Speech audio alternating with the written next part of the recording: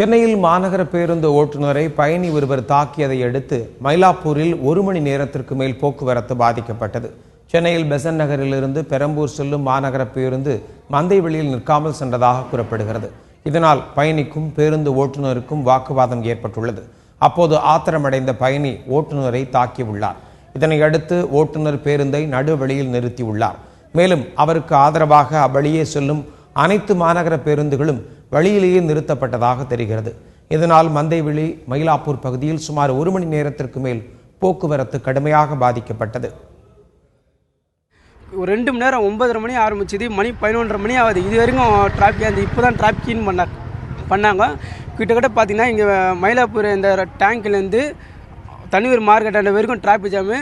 அப்புறம் மந்தவெளி மார்க்கெட் ஃபுல்லாக டிராஃபிக்காக இருந்தது. ஃபுல்லாக எல்லாம் வண்டியாங்க, எல்லாம் டிரைவர் ஸ்டாப் பண்ணிட்டாங்க. இந்த ஒருத்தர் பண்ணதுக்கு எல்லாம் பொதுமக்கள் ரொம்ப பாதிக்கப்பட்டாங்க. ஆனால் எல்லாத்துலேயும் பஸ் நிப்பாட்டாங்க. எப்படி அது இவ்வளோ சீக்கிரத்தில் எல்லா டிரைவருக்கு தெரியும் தெரில.